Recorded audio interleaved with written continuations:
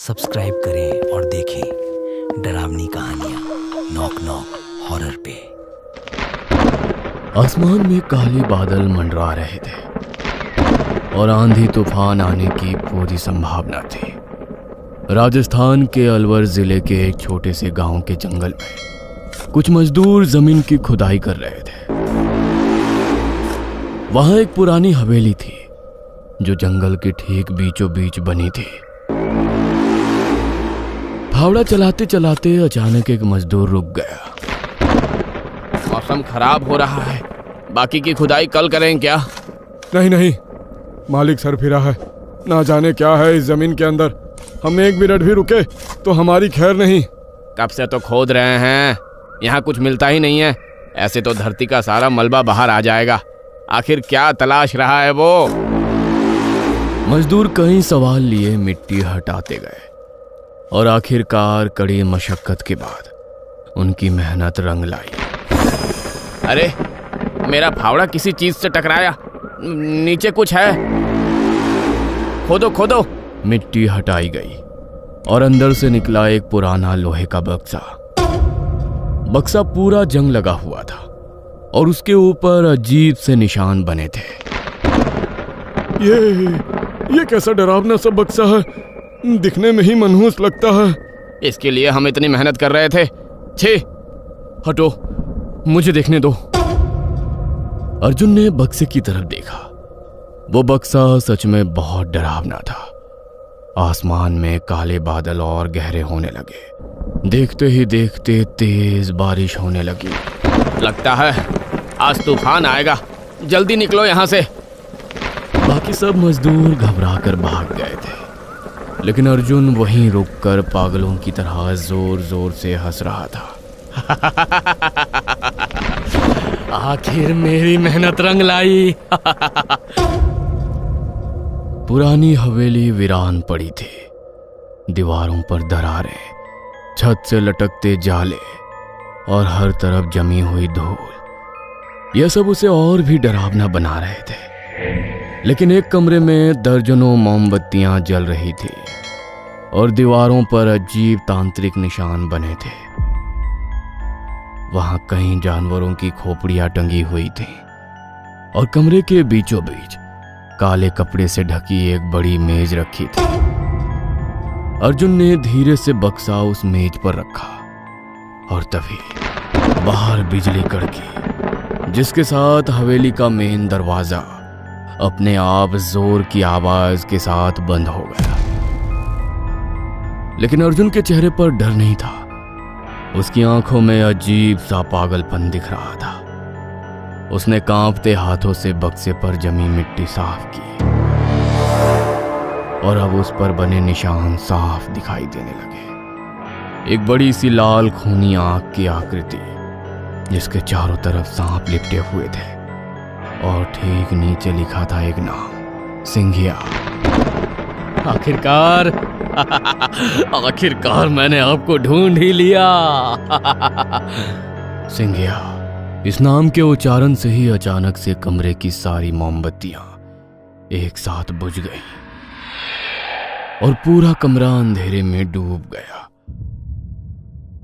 और उसी अंधेरे में ऐसा लगा जैसे कोई बहुत धीमी आवाज में हंस रहा हो। अर्जुन ने जेब से माचिस निकालकर जल्दी से एक मोमबत्ती जलाई। अब कमरे में हल्का उजाला था। अर्जुन ने बक्से का ताला तोड़ दिया और जैसे ही बक्सा खोला, सारे कमरे में किसी सड़ी हुई लाश जैसी बदबू फैल गई। बक्से के अंदर एक काला कपड़ा रखा था और कपड़े पर सूखा हुआ खून लगा था, जैसे कि सालों पुराना हो। अर्जुन ने कपड़ा हटाया। उस बक्से के अंदर कई अजीब चीजें थी। राख से भरी छोटी शीशियां, हड्डियों से बना ताबीज और एक पुरानी काली किताब। उस किताब के ऊपर लाल धागा बंधा हुआ था।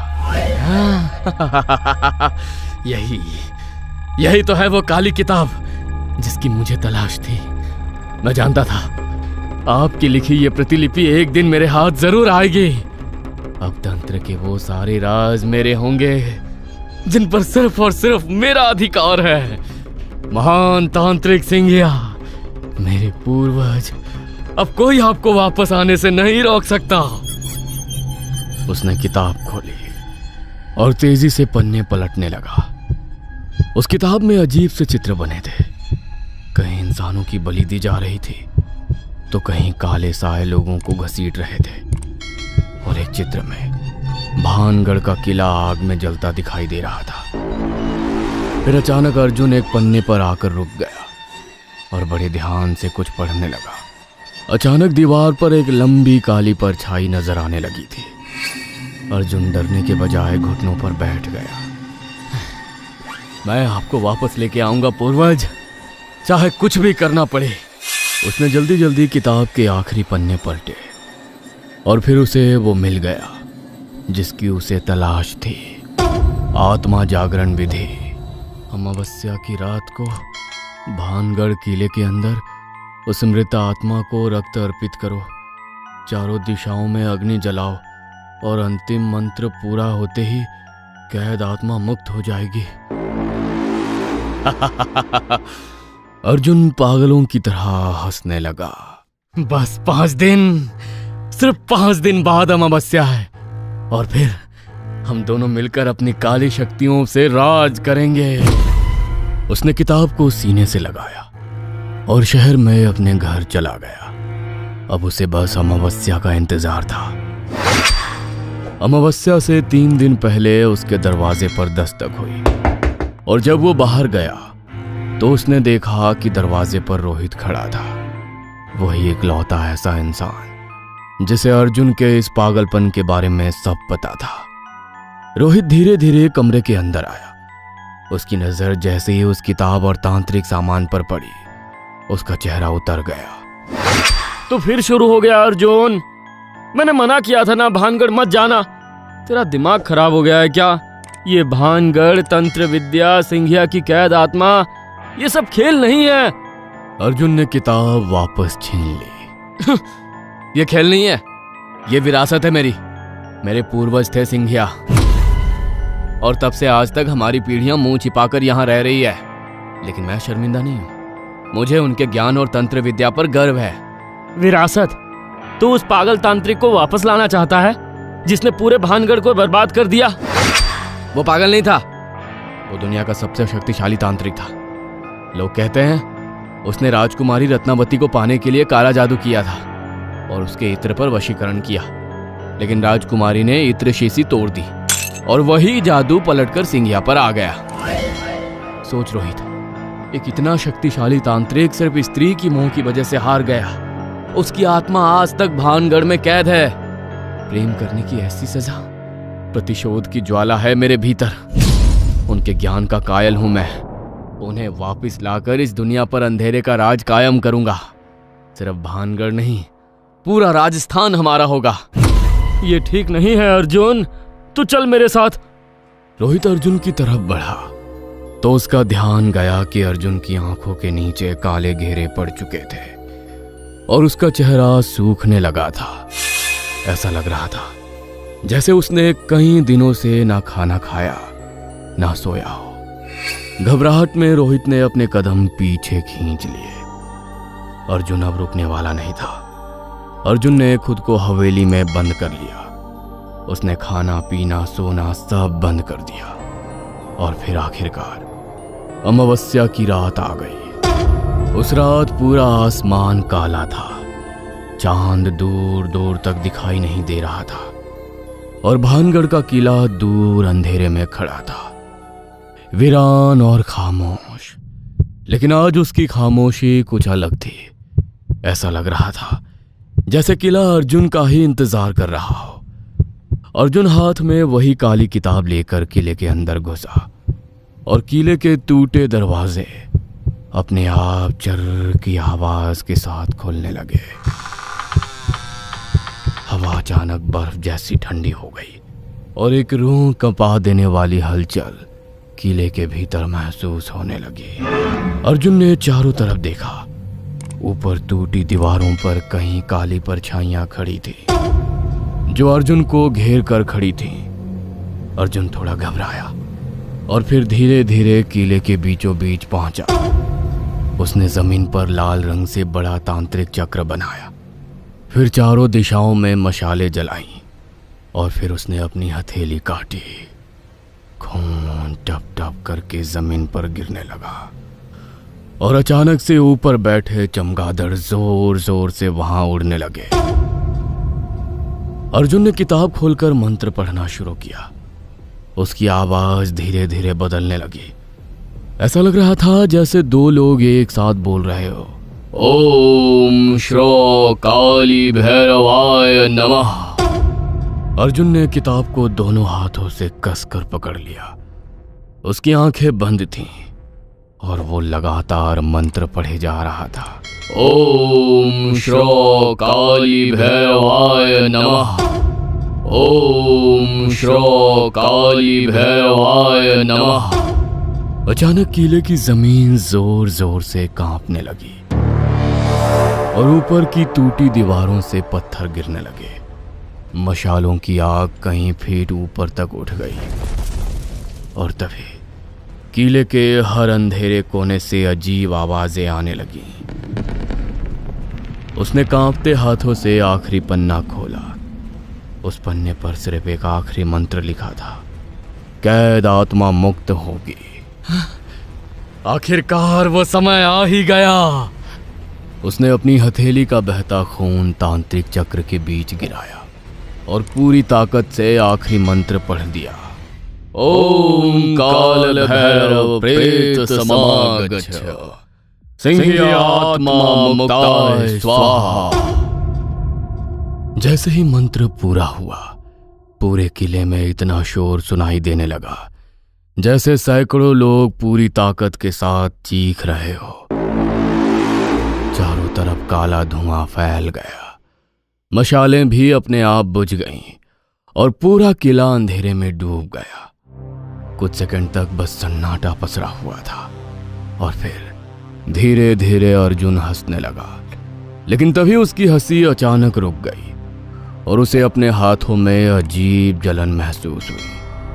उसे ऐसा महसूस हो रहा था जैसे कोई उसके शरीर को जला रहा हो। ये क्या हो रहा है? ये क्या हो रहा है मेरे साथ? तभी उसके हाथ पैर ऐसे मुड़ने लगे जैसे किसी ने रबर को मरोड़ दिया हो।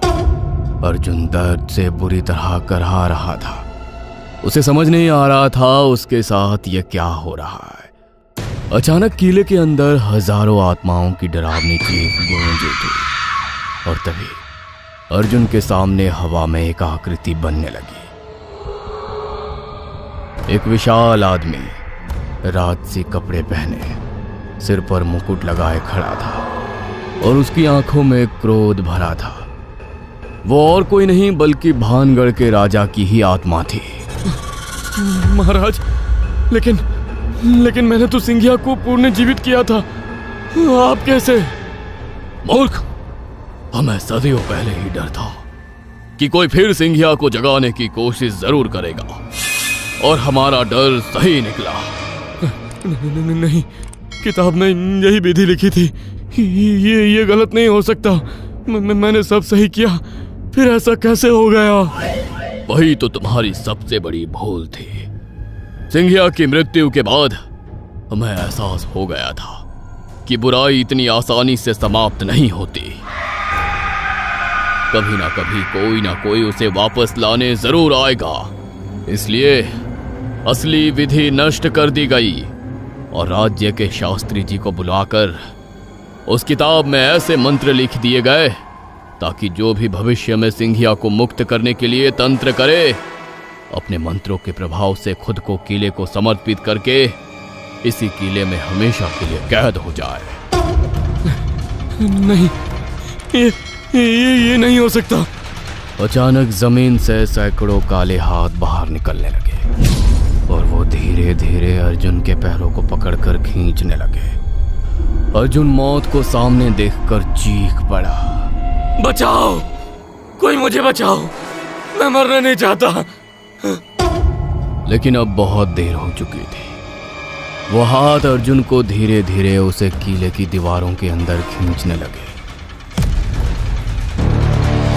अचानक अर्जुन ने ऊपर देखा किले की टूटी दीवार पर एक लंबी काली परछाई खड़ी थी। वही लाल आंखें, वही भयानक मुस्कान, वो सिंघिया था। लेकिन वो आज भी राजा के तंत्र में कैद था और अब अर्जुन भी उसी किले का हिस्सा बनने वाला था। अर्जुन जोर जोर से चीखने लगा और अगले ही पल वो पूरी तरह से दीवार के अंदर समा गया।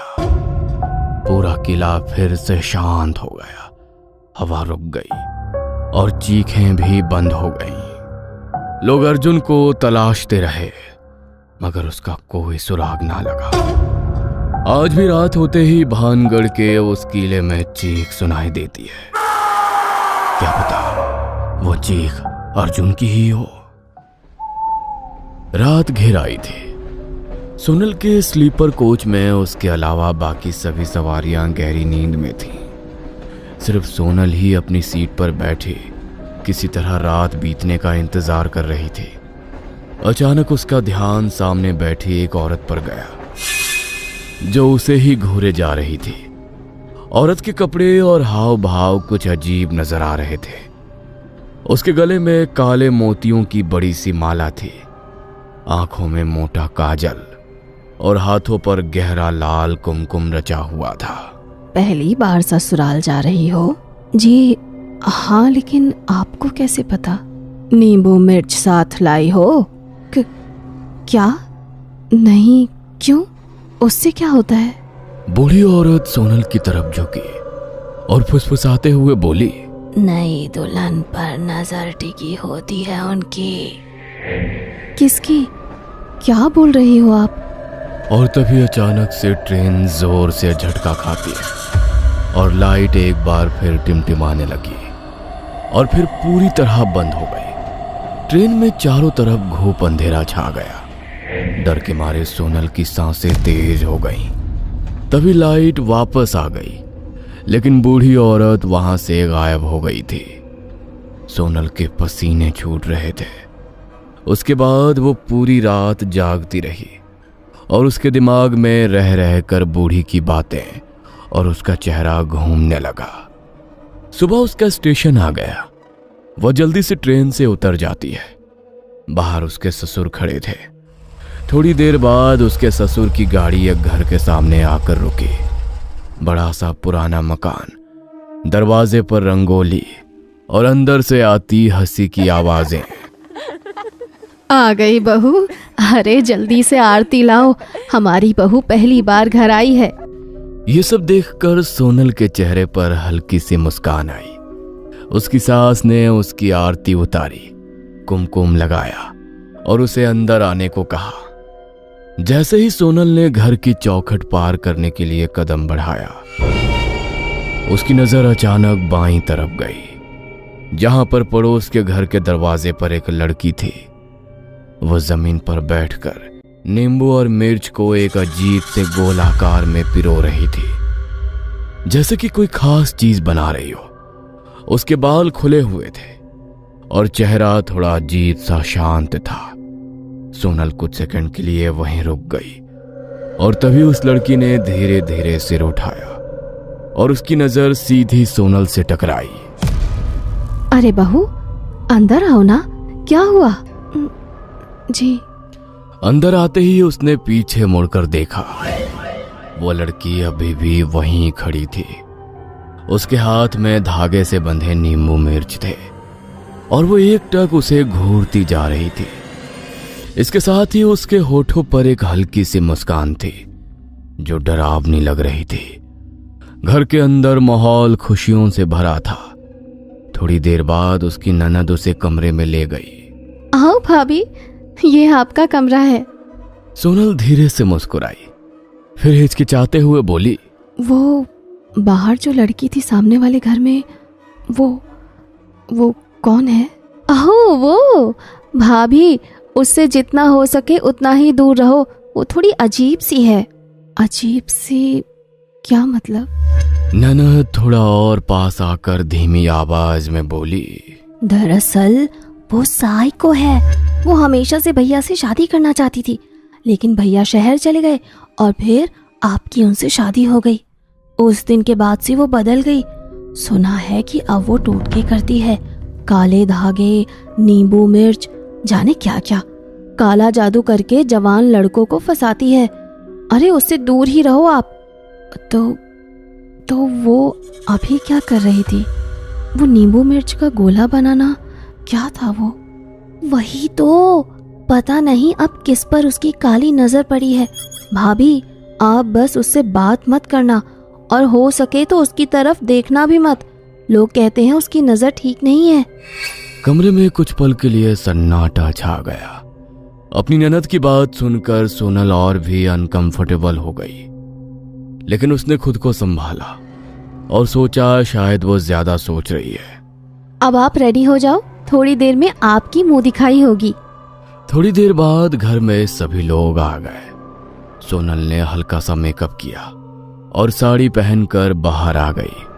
ड्राइंग रूम में पहले से ही कई औरतें बैठी थी। सबकी नजरें उसी पर टिक गईं। बहुत सुंदर है बहू, नजर ना लगे। खुश रहो, घर में खुशियां लाओ। तभी उसी भीड़ भाड़ में वही पड़ोस वाली लड़की अंदर आई। फिर बिना कुछ बोले सोनल के हाथ में एक छोटा सा पैकेट रखकर आनन फानन में वहां से निकल गई। कुछ देर बाद सोनल ने घूंघट से देखा कि उसकी गोद में काला सांप रखा हुआ है, जो फन उठाए बैठा है। ये नजारा देखते ही सोनल डरकर चीख पड़ती है और घूंघट और आंचल खींचकर सर से उतार देती है और गोद से सांप को दूर फेंककर सांप सांप चिल्लाने लगती है। बहू ये क्या तमाशा है? कहाँ है सांप? अभी मुंह दिखाई शुरू हुई है और तुमने अपना आंचल उतार कर फेंक दिया। मेरी साड़ी और सांप था वो, मुझे डसने वाला था। मेरा विश्वास करो आप। अरे कैसी लड़की ब्याह लाई सुजाता, मुझे तो इसका मानसिक संतुलन सही नहीं लगता। सब किस्मत का खेल है, ठीक कहती हो आप। सोनल की हालत देख उसकी ननद उसे कमरे में छोड़ देती है। भाभी रिलैक्स, 2 दिन में भैया आ जाएंगे, आप क्यों इतना नर्वस हो रही हो? लो बहू खाना खा लो, आज तुमने ढंग से कुछ खाया भी नहीं, थकान का असर हुआ है तुम्हें। सोनल ने मुस्कुराकर थाली ले ली और जैसे ही उसने पहला कौर मुंह में डाला उसे कुछ अजीब सा लगा, जैसे कि खाने में से किसी चीज के सड़ने की बदबू आ रही हो। माँ जी ये सब्जी, ये तो कुछ ठीक नहीं लग रही है। क्या हुआ, ठीक नहीं बनी है क्या? सोनल ने तुरंत बात संभाल ली। नहीं ठीक है। उसने जबरदस्ती पूरा खाना खाया, लेकिन हर कौर के साथ उसे वही अजीब सा एहसास होता रहा। फिर थकी हुई सोनल बिस्तर पर लेट गई और कब उसकी आंख लग गई उसे पता ही नहीं चला। रात के ठीक 3 बजे अचानक से उसकी आंख खुल गई और कमरे में गहरा सन्नाटा था। उसका गला प्यास से सूख रहा था। वो धीरे धीरे उठी और पानी लेने के लिए कमरे से बाहर निकल गई, मगर जैसे ही उसने बाहर कदम रखा उसके पैरों के नीचे ठंडा सा कुछ महसूस हुआ। ये क्या है?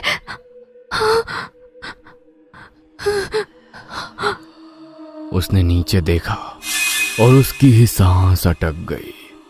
पूरा फर्श ठंडे पानी से भरा हुआ था, जैसे किसी ने पूरे घर में पानी फैला दिया हो। सोनल के कदम वहीं रुक गए। ये क्या है? पानी।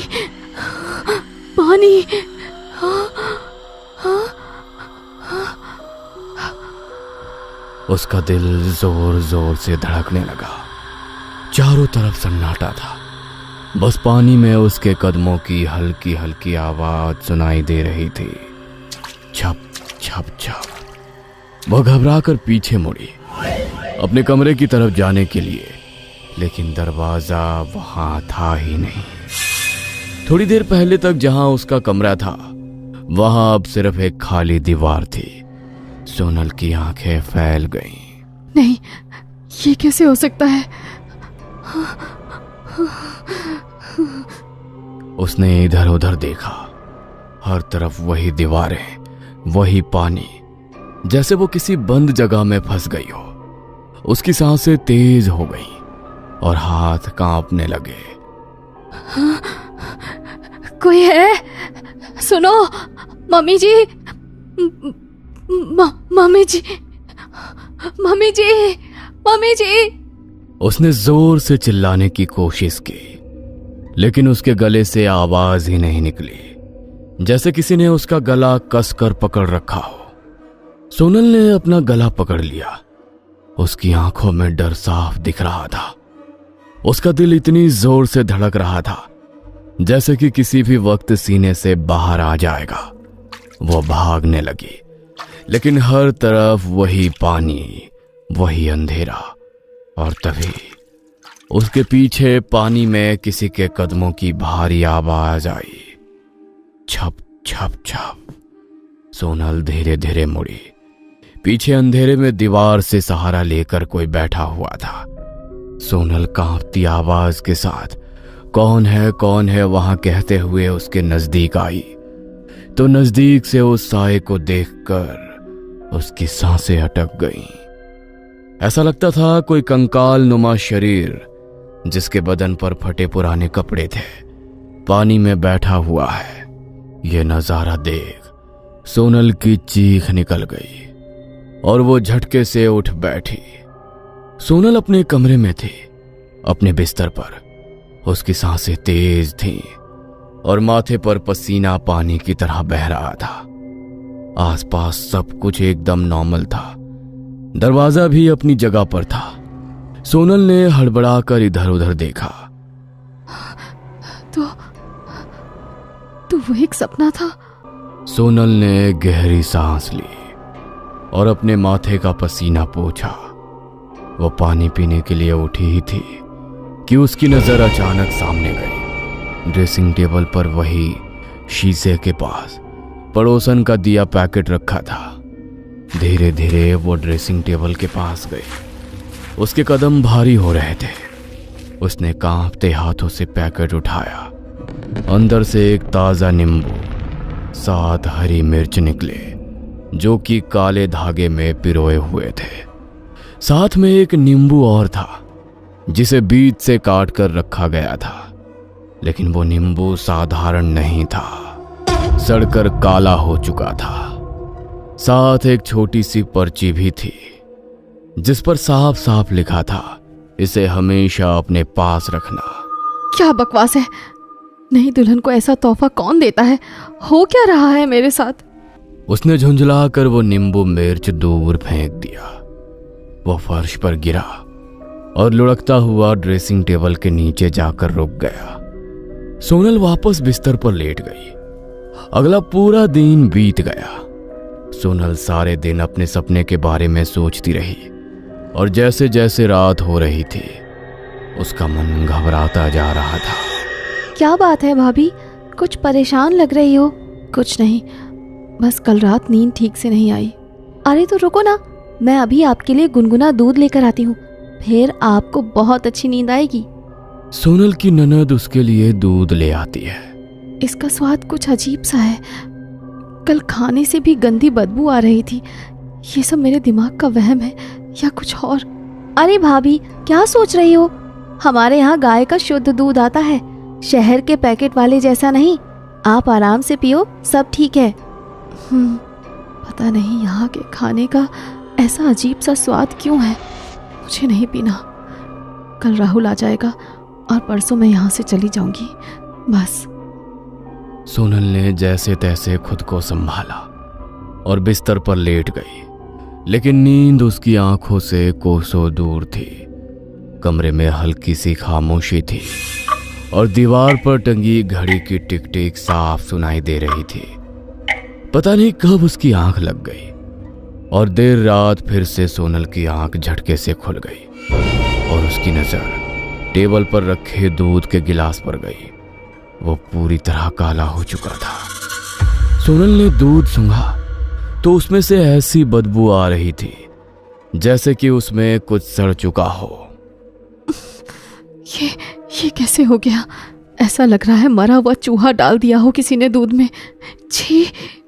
उसने बिना एक पल गवाए खिड़की खोली और वो दूध बाहर फेंक दिया।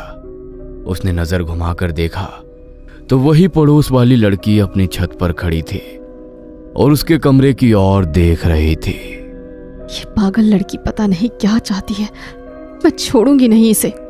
सोनल छत पर पहुंचती है तो देखती है उस लड़की ने छत पर तंत्र मंत्र का सामान फैला रखा है। दीदी ठीक कह रही थी, ये लड़की के इरादे ठीक नहीं है, मुझे नीचे जाना चाहिए। संभल कर रहना, खतरा है तुम्हें। मुझे तुमसे कोई बात नहीं करनी। तुम प्रेग्नेंट हो ना? सोनल के कदम रुक गए और उसका चेहरा सफेद पड़ गया। तुम्हें कैसे पता? ये तो सिर्फ मुझे और राहुल को ही पता है, इसीलिए उसने शादी की जल्दबाजी की। खतरा बाहर से नहीं है, खतरा अंदर ही है। ये सुनकर सोनल की सांसें तेज हो गई। वो काला नींबू देखा था ना? जब जब काला होगा समझ लेना खतरा पास है। तुम मुझे डराने की कोशिश कर रही हो ना? मैं तुम्हें बचाने की कोशिश कर रही हूँ। कुछ सेकंड के लिए दोनों के बीच सन्नाटा छा गया। सोनल बिना कुछ बोले तेजी से सीढ़ियों की तरफ भागी और नीचे आते ही वो सीधे अपने कमरे में गई। उसके हाथ कांप रहे थे, लेकिन इस बार उसने समय बर्बाद नहीं किया। उसने अलमारी खोली और जल्दी जल्दी अपने कपड़े बैग में डालने लगी। मुझे यहाँ से जाना होगा अभी इसी वक्त। लेकिन जैसे ही उसने बैग बंद किया, कमरे के दरवाजे के बाहर से आवाज आने लगी, जैसे कोई उसी के कमरे की तरफ आ रहा था। दरवाजा धीरे से खुला और राहुल सामने खड़ा था। राहुल तुम आ गए? हाँ सोनल, मुझे जल्दी छुट्टी मिल गई तो मैंने सोचा आज ही आ जाऊं। सोनल उठी और राहुल को गले लगाने के लिए उसकी तरफ भागी, लेकिन तभी उसके कदम रुक गए। उसने देखा कि ड्रेसिंग टेबल के नीचे पड़ा नींबू मिर्च राहुल के आते ही काला हो गया था। सोनल के पैरों तले जमीन ही खिसक गई। राहुल तुम वो क्या हुआ? बोलो ना। कुछ नहीं, मुझे बस वापस जाना है, चलो यहाँ से। सोनल दरवाजे से बाहर निकलती है और सामने देखती है कि उसकी ननद और सास हॉल के बीचों बीच बैठी कोई हवन कर रही थी। वो दोनों बहुत डरावनी लग रही थी और राहुल सोनल का हाथ पकड़कर पीछे कर लेता है। अभी नहीं सोनल, हम बाद में घर जाएंगे। नहीं, मुझे अभी जाना है, तुम यहीं रुको। अब मैं इस पागलपन का हिस्सा नहीं बन सकती हूँ। सोनल फिर से बाहर जाना चाहती है, लेकिन तभी राहुल उसे पकड़कर अंदर बेड पर धकेल देता है। मैंने कहा ना, हम कहीं नहीं जाएंगे, चुपचाप यहीं पड़ी रहे, वरना अच्छा नहीं होगा। राहुल का ये बदला अंदाज देखकर सोनल चौंक जाती है। मैं यहाँ एक पल नहीं रुकूंगी। यहाँ मेरे बच्चे को खतरा है, चाहे मैं इस खिड़की से नीचे कूद जाऊं, लेकिन इस घर में नहीं रुकूंगी। सोनल कूदने की कोशिश करने लगती है और राहुल उसे जोर जबरदस्ती से रोकने लगता है। तुम सबकी सब एक जैसी ही हो, तुम्हें अपनी जान प्यारी नहीं होती है। लगता है तेरा खेल भी खत्म करना पड़ेगा। चल चल। राहुल सोनल को घसीट कर बाहर ले जाता है, जहां पर उसकी माँ और बहन हवन कर रहे थे, और सोनल को वहीं ले जाकर पटक देता है। इसका खेल खत्म करो, ये हमारे साथ नहीं टिक पाएगी। दूसरा शिकार ढूंढ लेंगे, ये यहां रहेगी तो खतरे से खाली नहीं है। राहुल सोनल को कसकर पकड़ लेता है और उसकी माँ और बहन उस पर मंत्र फूंकने लगते हैं और एक अजीब सी भस्म उसके शरीर पर लगाने लगते हैं। रुको रुको, क्या है ये? छोड़ो मुझे। इसे ये भस्म खिला दो, ये अपने आप बेहोश हो जाएगी और दूसरी दुनिया में पहुंच जाएगी, जैसे कि हम इसके खाने में मिलाकर दे रहे थे। उसके बाद ये खुद ही पागल हो जाएगी और हमें ज्यादा कुछ नहीं करना पड़ेगा। राहुल सोनल का मुंह पकड़ लेता है और उसकी बहन सोनल के मुंह में जबरदस्ती भस्म डालने लगती है। तभी कोई पीछे से राहुल का कॉलर पकड़ता है। राहुल घबराकर मुड़ता है तो देखता है कि पड़ोस की लड़की पुलिस लेकर आ गई थी। पुलिस? तेरे खिलाफ पहले भी 2 बार कंप्लेन आई थी, लेकिन सबूत ना होने के कारण तू बच गया। मगर आज तू रंगे हाथ पकड़ा गया है। अब तो तू लंबे वक्त के लिए अंदर गया। पकड़ो इसे और इसके पागल परिवार को। पुलिस वाले राहुल और उसके परिवार को पकड़ लेते हैं। इधर सोनल को बहुत खांसी आ रही थी।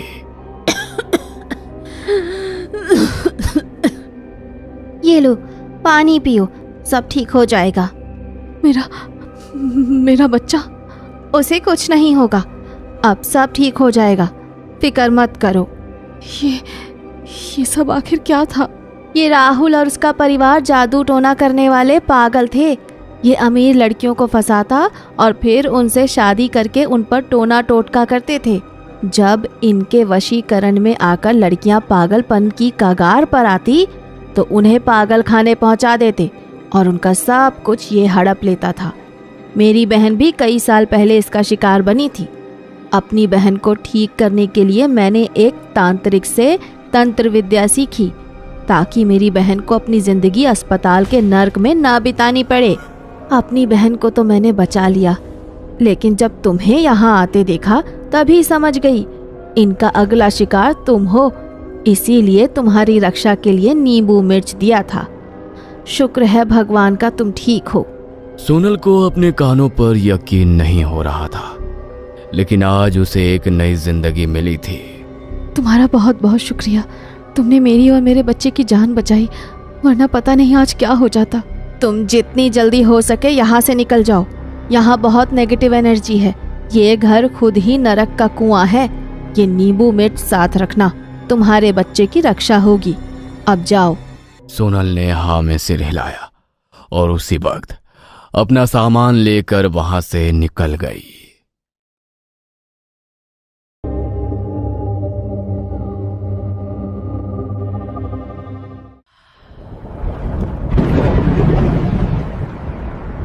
आसमान में कड़कती बिजली को देखकर उन तीनों अघोर साधुओं के माथे पर चिंता की लकीरें बढ़ती ही जा रही थी। जल्दी ये विधि पूरी करनी होगी। मौसम बहुत तेजी से बिगड़ रहा है।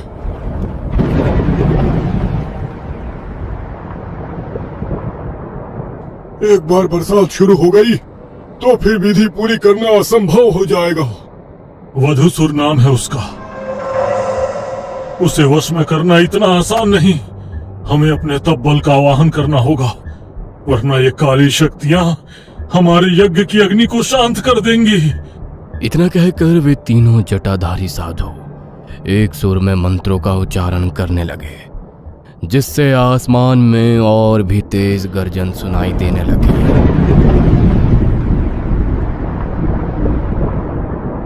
कुछ देर तक मंत्रोच्चारण के बाद अचानक तेज तूफान शुरू हो गया। एक केले के पेड़ का तना बीच से फटने लगा और फिर एक तेज रोशनी आकर उसमें समा गई। पेड़ फिर से सामान्य नजर आने लगा। वे तीनों साधु मंत्र पढ़ते हुए लाल धागे को उस पेड़ से 107 बार लपेट देते हैं।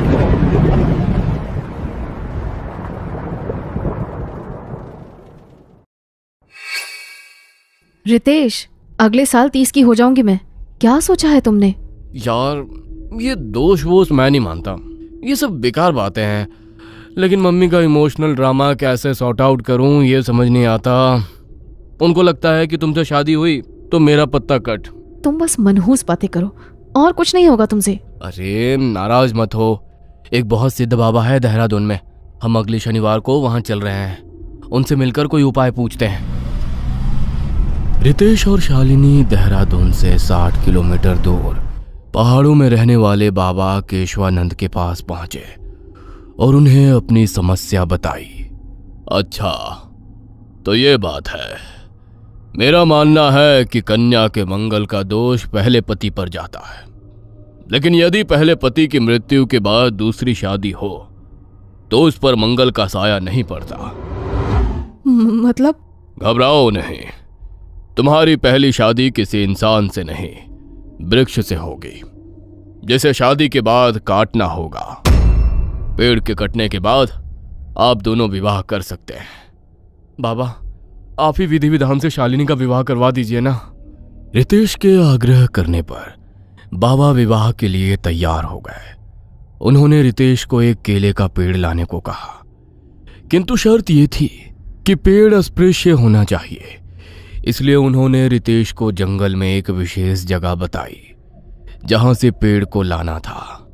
आज ही ब्रह्म मुहूर्त में विवाह होगा, इसलिए दिन ढलने से पहले तुम्हें लौटना होगा। रितेश जंगल की ओर बढ़ गया। चारों ओर घना जंगल था। पेड़ों के झुंड इतने सघन थे कि उजाला बस नाम का ही नीचे आ रहा था। तभी उसे जंगल से कुछ डरावनी आवाजें सुनाई पड़ने लगी।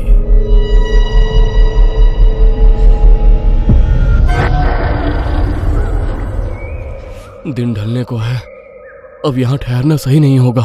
तभी उसकी नजर सामने एक केले के पेड़ पर गई, जो तकरीबन 6 फीट ऊंचा था। केले पर काला फूल खिला हुआ है। बड़ी अजीब बात है, लगता है कोई हाइब्रिड पौधा है। अगर फूल वाला पेड़ लेकर गया तो बाबा शायद मना कर दे। ऐसा सोचकर उसने वो काला फूल तोड़कर रास्ते में ही फेंक दिया। जैसा कि तय था, सुबह 4 बजे से पहले शादी की पूरी तैयारी हो चुकी थी। जैसे ही कन्या का हाथ वर के हाथ में देने की रस्म की बारी आई, पंडित जी ने लाल रक्षा से वृक्ष को बांधकर उसे शालिनी के हाथ में थमा दिया। क्या हुआ? ऐसे क्यों चीखी? ऐसा लगा कोई सख्त और अजीब सा हाथ मेरे हाथ को कसकर जकड़ रहा है। रिलैक्स, कुछ नहीं है। बाबा ने मंत्र पढ़ने जारी रखे और कुछ देर में विवाह संपन्न हो गया। सिंदूर दान का समय। मेरा कोई शिष्य वृक्ष की डाल से सिंदूर लगवा देगा। इतना कहते ही अचानक तेज हवा चलने लगी और सिंदूर की डिबिया हवा से उलट गई और सिंदूर उड़कर शालिनी की मांग में लग गया। बहुत भयंकर तूफान शुरू हो गया है, जल्दी जल्दी रस्म पूरी करिए।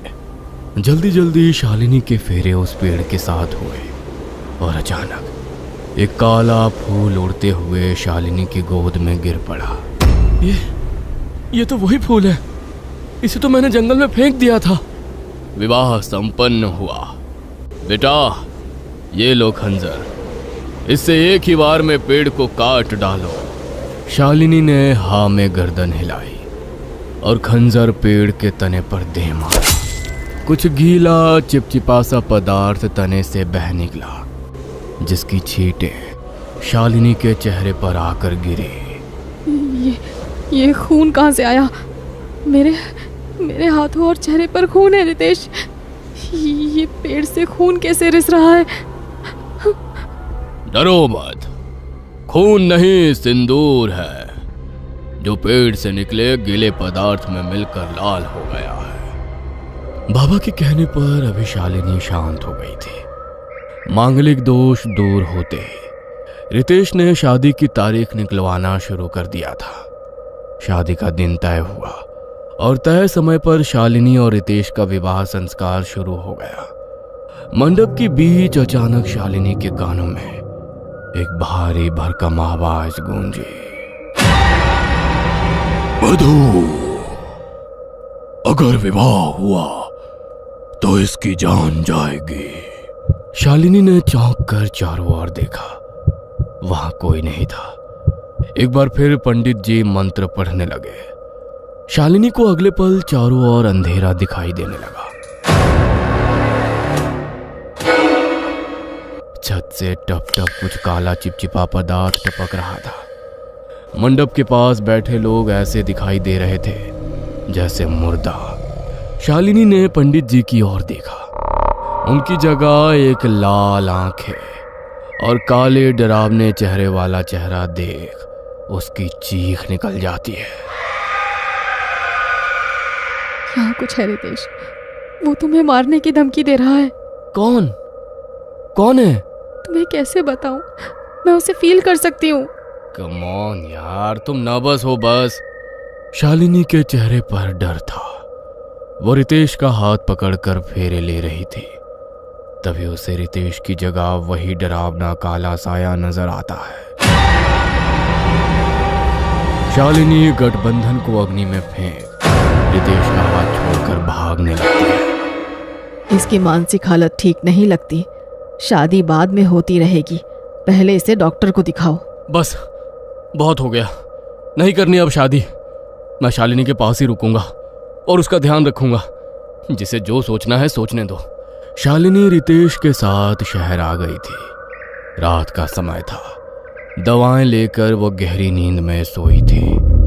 कमरे की लाइट बंद थी, लेकिन तभी एक आवाज से शालिनी की आंख अचानक खुल गई।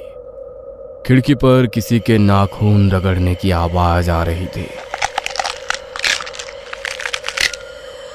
शालिनी ने धीरे से सिर घुमाया।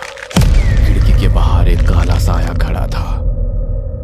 रितेश, उठो, कोई है बाहर। रितेश गहरी नींद में था, इसलिए उठा नहीं।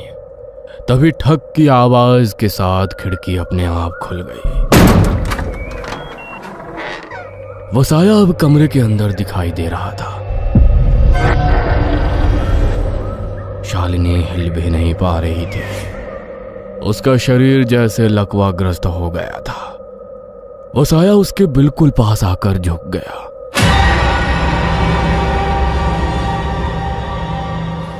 वधू, हमारी शादी हुई थी, अब तो बस मेरी है। शालिनी की आंखें फटी रह गईं। अचानक वही नीला निशान फिर से उभर आया, लेकिन इस बार वो और भी गहरा था। अगली सुबह शालिनी बुखार से तप रही थी। क्या हुआ तुम्हें? वो काला साया, उसने कहा वो मेरा पति है। बस करो शालिनी, ये सब तुम्हारा वहम है। लेकिन तभी रितेश की नजर शालिनी के हाथ पर गई। नीले निशान वहां साफ दिखाई दे रहे थे, जिसे देखकर रितेश भी घबरा गया था। उस रात के बाद अगले 3 दिन उनकी जिंदगी के सबसे डरावने दिन बन गए थे। हर बार जब शालिनी आईना देखती, उसे आईने में उसके पीछे वही खड़ा दिखता।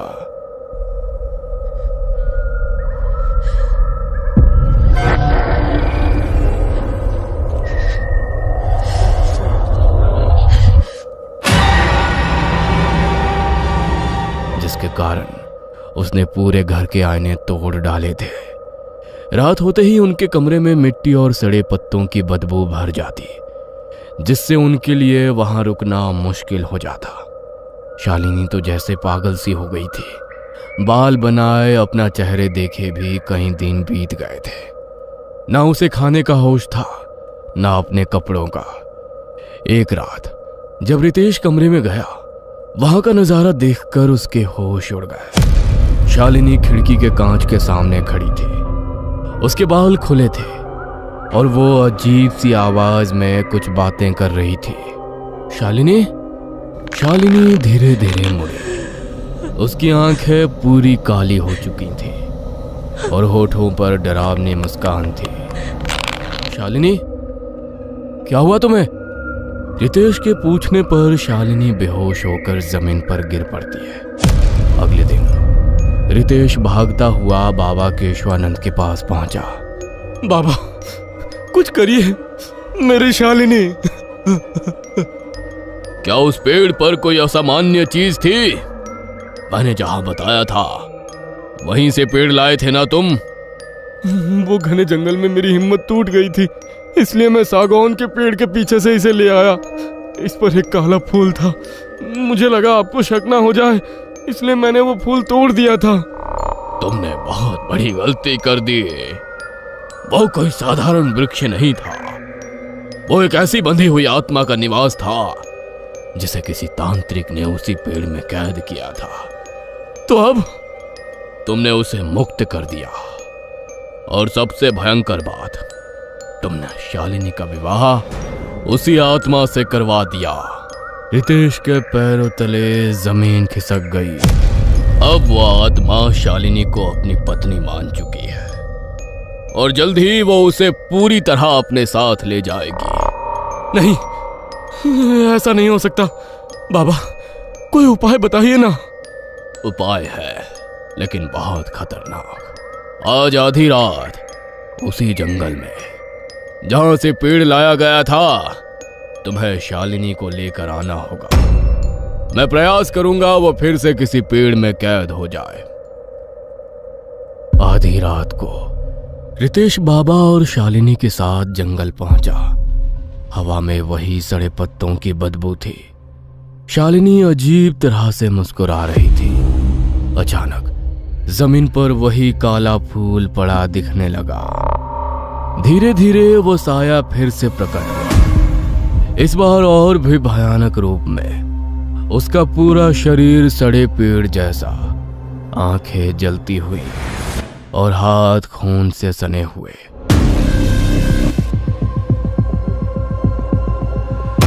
उसने क्रोध में बाबा को देखा। बाबा जाकर एक पेड़ से टकरा गए।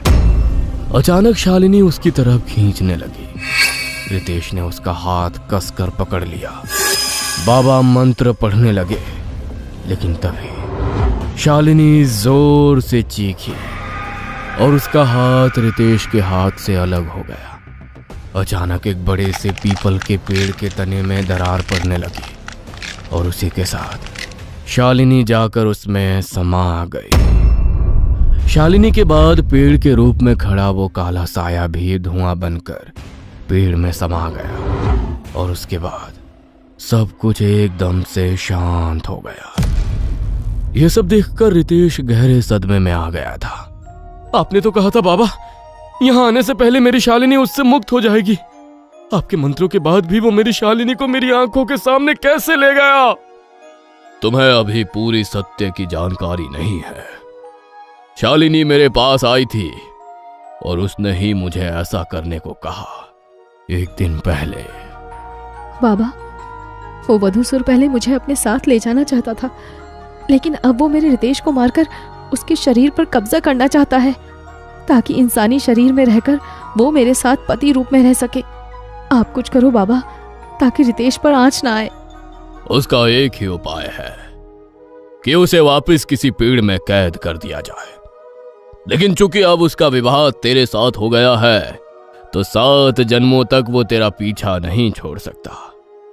अगर उसे इस दुनिया से भेजना है तो तुझे भी। उसके जैसे असुर को इस दुनिया में आने का मार्ग नहीं दे सकते हम। अगर मेरी मृत्यु से सब सही हो सकता है तो मुझे मंजूर है। आज के दिन शालिनी के तैयार हो जाने के बाद हमने इस विधि की सारी तैयारियां की और फिर शालिनी के साथ साथ वह वधूसुर भी उस पेड़ में कैद हो गया। उसने तुम्हें यह सब बताने से मना किया था, क्योंकि यदि तुम्हें सत्य का आभास होता तो तुम उसे ये कभी ना करने देते। अब घर लौट जाओ और फिर कभी इस वन में लौट कर मत आना।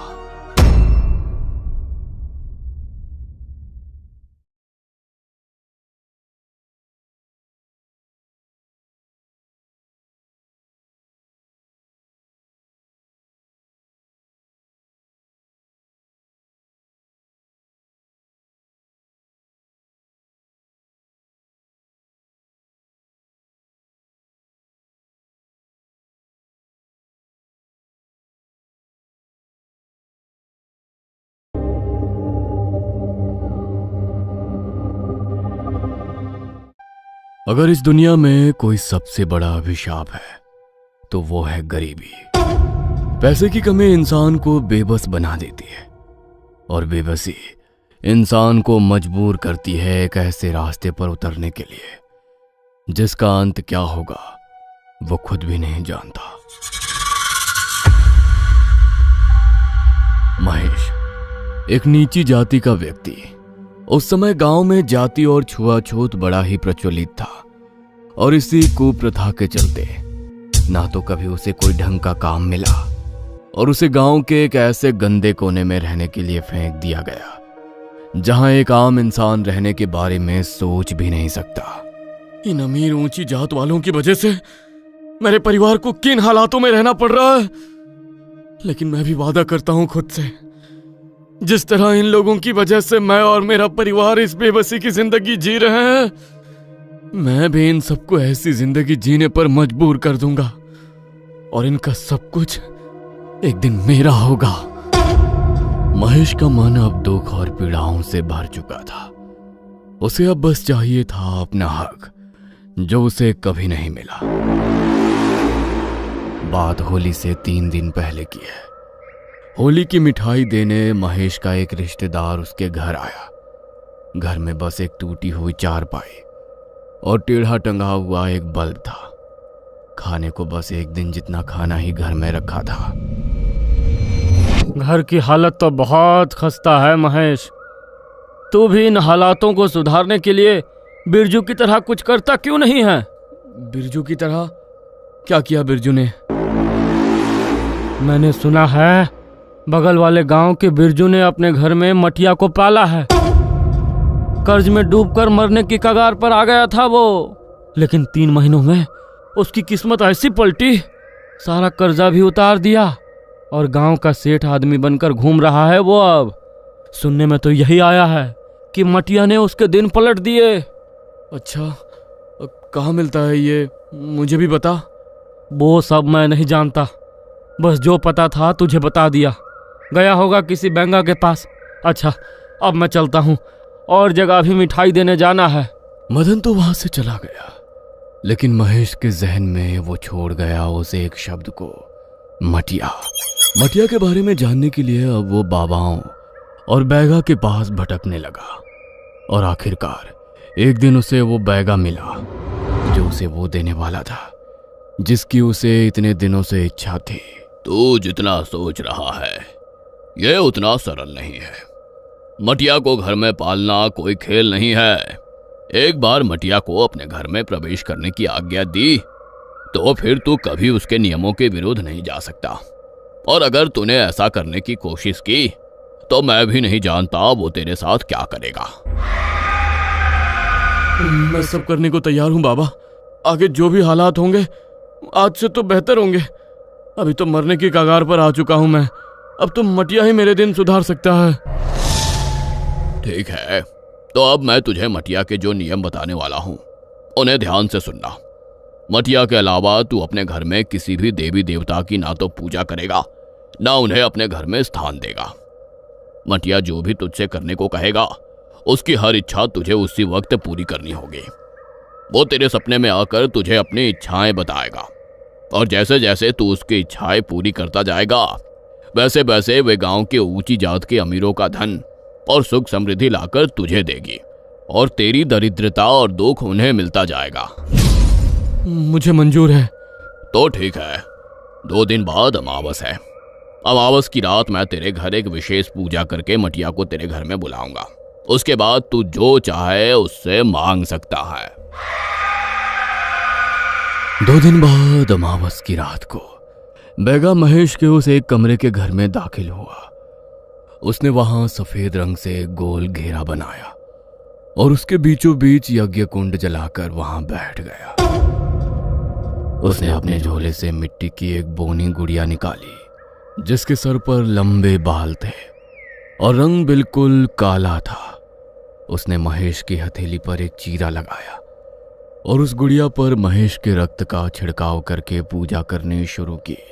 लगभग 2.5 घंटे बाद वो पूजा संपन्न हुई और पूरे घर में एक अजीब सी ठंडक फैल गई। बैगा ने अपना झोला उठाया और महेश की ओर मुस्कान देकर वहां से चला गया।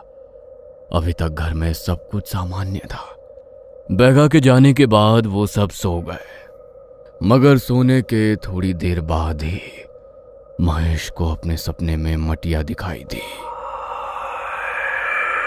जिसका रूप और काठ ही हूबहू उसी मिट्टी की गुड़िया जैसे थे। भूख लगी है मुझे, मांस चाहिए, कच्चा मांस ला कर दे मुझे, ज्यादा समय नहीं है तेरे पास। मटिया का रूप बेहद आक्रामक था। महेश अचानक से घबराते हुए नींद से उठा।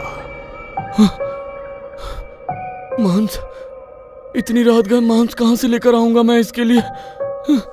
तभी महेश के घर के बाहर बंधी बकरी जोर जोर से आवाज करने लगी, जैसे मटिया खुद महेश को वो संकेत दे रही हो। उस बकरी को महेश ने अभी कुछ समय पहले ही पाला था। वो उसे मारना तो नहीं चाहता था, लेकिन उसका मांस मटिया को खिलाने के अलावा उसके पास दूसरा कोई चारा नहीं था। वो बाहर गया और कुछ देर बाद बकरी की जोरदार चीख वहां सुनाई दी। इसे खाकर अपनी भूख मिटा लो, स्वीकार कर लो इसे। महेश के इतना कहते ही उसकी आंखों के सामने से वो सारा मांस जैसे कहीं गायब हो गया। महेश की आंखें डर से चौंधिया गईं, मगर मटिया से अपनी इच्छा पूर्ति का लालच भी अब उसकी आंखों में चमक उठा। अगली सुबह माला दौड़ती हुई अंदर आई और हड़बड़ाते हुए उसने महेश को जगाया। अरे अरे जल्दी उठो, देखो बाहर क्या हो गया है। हमारी चुन्नी को मार डाला किसी ने। महेश बौखलाते हुए उठा और बिना कुछ बोले माला के साथ बाहर आंगन में आ गया, जहां चुन्नी की हड्डियों का ढेर पड़ा था, मगर उसके साथ ही एक काले कपड़े में लिपटी हुई कोई चीज भी रखी थी। महेश ने वो उठाया और माला का हाथ पकड़कर उसे घर के अंदर ले आया। क्या है इसमें? खोलता हूं। महेश ने उस काले कपड़े की गांठ खोली तो उसके अंदर एक बेहद सुंदर बक्सा था और बक्से के अंदर थे पूरे 1 लाख रुपए। इतने सारे पैसे कहाँ से आए ये? किसी से उधार लिए क्या? लेकिन हमें तो कोई उधार भी नहीं दे सकता, तो फिर किसके पैसे हैं ये? हमारे हैं माला, ये सारे पैसे अब हमारे हैं। मैंने मटिया की एक इच्छा पूरी की और उसके बदले उसने मुझे मेरे मुंह मांगे पूरे 1 लाख रुपए दे दिए। इसका मतलब ये सचमुच काम करती है। अगली बार जब वो मेरे सपने में आकर मुझे अपनी इच्छा बताएगी तो मैं उससे इतनी दौलत मांगूंगा जितनी इस पूरे गांव में किसी के पास कभी नहीं हो सकती। ये क्या बोल रहे हो आप? कैसी बहकी बहकी बातें कर रहे हो?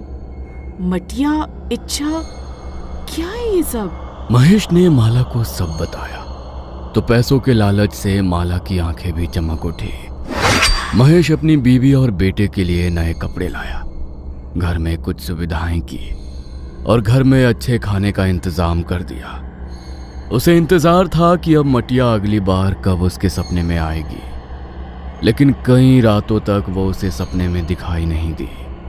तो महेश का मन अब अंदर ही अंदर बेचैन हो उठा। ये मटिया मुझे सपने में आकर अपनी इच्छा क्यों नहीं बता रही है? मुझे तुम्हारी मदद की जरूरत है। मुझे सपने में आकर मुझे अपनी इच्छा बताओ। अगर मुझसे कोई गलती हुई है तो माफी मांगता हूं मैं तुमसे।